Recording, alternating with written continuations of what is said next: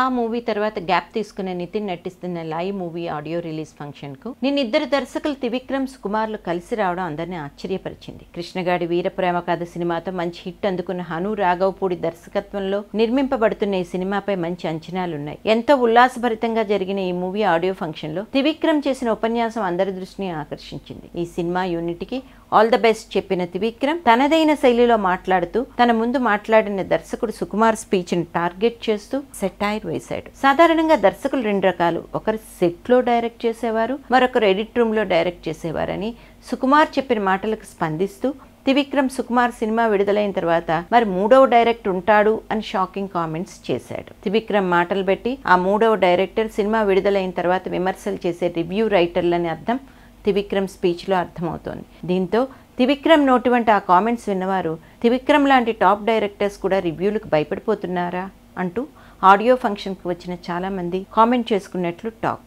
అంతేకాదు ఈ హీరో కంటే మరో హీరో అయితే బాగా చేసేవాడంటూ త్రివిక్రమ్ చేసిన వ్యాఖ్యలు రివ్యూలు రాసేవారిని టార్గెట్ చేసేవిగా ఉన్నాయంటూ కామెంట్స్ చేసుకున్నట్లు వార్తలు వస్తున్నాయి. ఈ మధ్యకాలంలో ఎంతటి భారీ సినిమా భవిష్యత్తునైనా రివ్యూలు శాసిస్తున్న నేపథ్యంలో త్రివిక్రమ్ కామెంట్స్ అనేక అర్థాలున్నాయి అనుకోవాలి. త్రివిక్రమ్ సెటైర్కు కంగు తిన్న సుకుమార్ అంటున్నారు ఇండస్ట్రీ వర్గం వాళ్ళు.